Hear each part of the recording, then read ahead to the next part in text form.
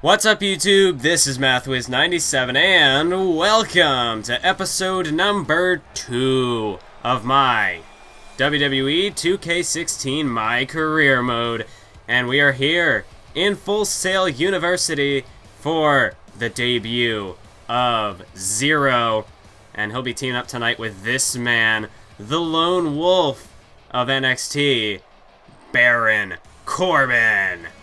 And yes, this matchup is going to be a tag team matchup for Zero's debut. It's these two men teaming up to take on the high-flying, and I gotta say, it's going to be a very tough alliance to try to break down, as it is Finn Balor and Hideo Itami. And I also want to mention that Finn Balor is the NXT champion. So this is a big opportunity for Zero here tonight. He not only gets to make his debut to NXT, but he's competing against the NXT champion in his very first match. That is huge. This is a major opportunity for Zero to make a statement. We'll see if he can do that here tonight. But, of course, he's got one huge ally to back him up. He's got Baron Corbin. And Baron Corbin, well, his history in NXT is very well defined. He just beats people in a matter of seconds in the majority of his matches. So Baron Corbin, that's a very nice ally to have on your team. But, you know, Baron Corbin, he's never been NXT champion. And, well, they're working together to face the current NXT champion, Finn Balor.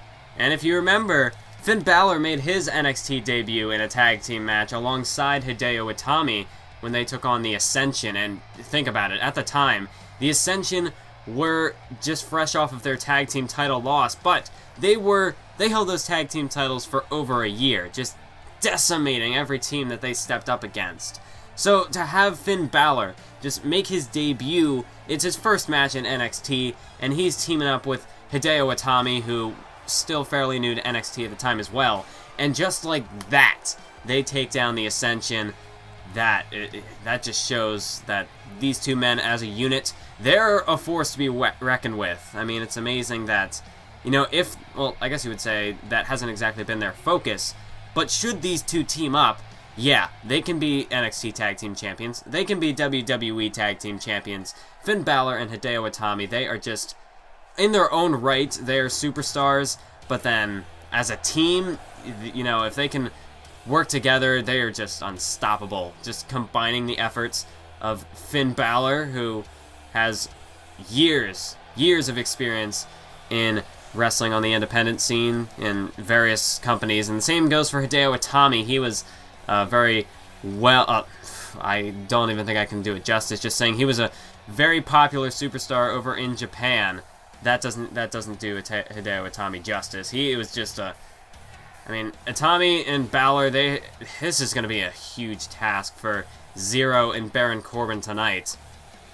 I mean, we've seen Baron Corbin, he has competed in some good matches against some high-profile opponents, I should say. But, I mean, Finn Balor and Hideo Itami at the same time, ooh, this is going to be tough. But here we go, the referee rings the bell, this match is underway, and look at this. Zero is starting off the legal man up against Finn Balor. I mean, wow, what an opportunity this is for Zero right now. He's not only competing against Finn Balor in this tag team matchup, but they're kicking it off. Well, Zero, he's going to have a strong performance tonight, and well, you see right there, doing a little bit of showboating, and I don't know if that's exactly the greatest idea, and definitely not, as Finn Balor was able to counter there with an arm drag. And I have to say, like, looking at the entrances for these NXT superstars, Finn Balor, Itami, Baron Corbin even, I mean, I can't wait to use these people in Universe mode. And I know that last year I took a long time to get some of the superstars debuted in Universe mode, but not this year. This year I'm going to try to get them into the series. Yet I don't want to do it as quick as possible and have it suck, but I do have ideas for these NXT superstars. And it's going to be big. They are going to be featured in Universe mode, just trust me. We've got plans for them.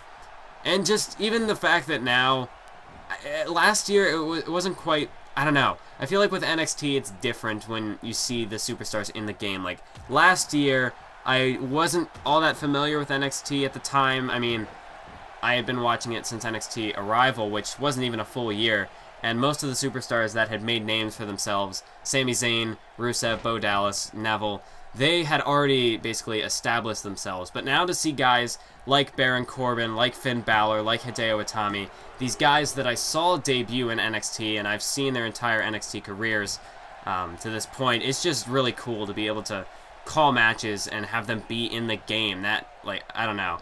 I don't know exactly how to express it, but I'm really hyped to see these superstars compete, whether it's in career mode or universe mode. As look at this, Baron Corbin launching himself at Finn Balor, and Zero just backing Balor into a corner so he couldn't even defend himself. Baron Corbin now, this is where he has to use his brute force, his physicality against, the NXT champion, but Balor counters back with a nice shoulder block, and now he makes the tag, and Hideo Itami gets into this matchup for the first time. So it's Corbin and Itami, backbreaker there from Corbin as he drops Hideo Itami, and now Baron Corbin just slamming Hideo's head off the mat. And that's what Baron Corbin brings to the table. He has a presence. You can't deny that Baron Corbin just has this presence, this sort of aura about him that just when he makes his way to the ring, you know that this man is a beast, that, you know, you're going to have a tough time taking this man down.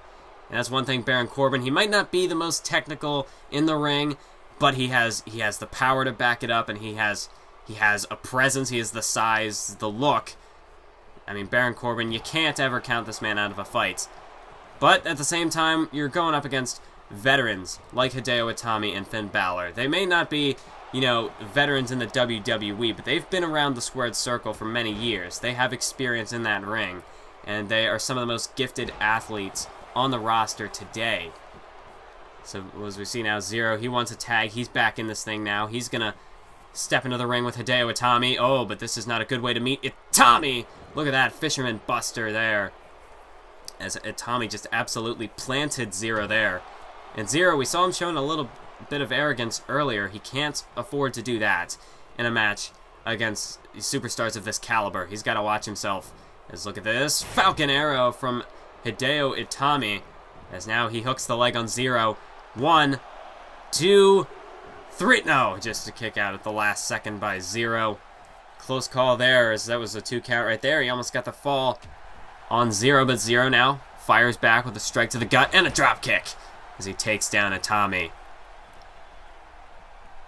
And one thing I'm noticing so far throughout this game is the matches seem to be a little bit slower than last year. Maybe it's just, I don't know if it's just me, but the matches do seem to have kind of slowed down a bit. Maybe, I don't know, maybe it's just, maybe it was like this, but I'm just kind of getting used to the gameplay, so I'm still sort of rusty at it. But it seems like the pacing of the match is just a little bit slower. Not to say that it's a bad thing in all cases, but I mean, like training in the last episode, training in the Performance Center, it just seemed a little slow, but I don't mind this at all in a match where it's his debut of Zero. What a huge move there by Finn Balor. A kick directly to the side of Zero's head, and now he's dragging him to the center of the ring. Hooks the leg, goes for the cover. 1, 2, 3, and just like that, well, Zero, I mean, you know, he got cocky, and then when he went up against Hideo Itami, it was just all downhill from there. And then Balor just came into the ring with that beautiful fireman's carry into the overhead kick. Or, I guess just a fireman's carry overhead kick. Can't really hit both moves at once, I suppose. But yes, Zero tonight, his debut, not so successful. Could have done better, I will admit that, but nonetheless, Zero, he had a performance out there, but in the end, he's going up against the NXT champion, for Pete's sake. I mean, that's really setting the bar high right off the bat. Zero, he was able to go to battle with the NXT champion. He was able to hang in there against two just in-ring specialists like Finn Balor and Hideo Itami. That right there is a testament to what Zero could perhaps become. But tonight, it just wasn't his time. It just wasn't the night for Zero. But the victory is going to go to Finn Balor and Hideo Itami. Baron Corbin, I'm sure he's probably not going to be too happy about that. I mean, Zero, quite frankly, Zero you'd think he would have taken a lot more punishment. Baron Corbin probably sees, I don't know, he's probably frustrated with that loss. We'll see how that alliance breaks down. As we can take a look at the match results screen, we got, Please welcome my guest tonight. Let's talk about what happened out there tonight. You just finished your first match in an NXT arena. So how did it feel? Wow, that last transition was awful. But anyways, this is the first time you will get to speak in front of a WWE audience. Depending on which speech you pick, it will change your own personality. As your personality changes, you will have different potential tag team partners and rivals. So as you can see, we've got a couple of options here. It was amazing. I am a future champion. This is my era in NXT. Let's see what Zero says. This is only the beginning. This is my era in NXT. I'm going on a demolition course straight for that NXT title. I feel sorry for anyone who stands in my way. My era of destruction starts right now.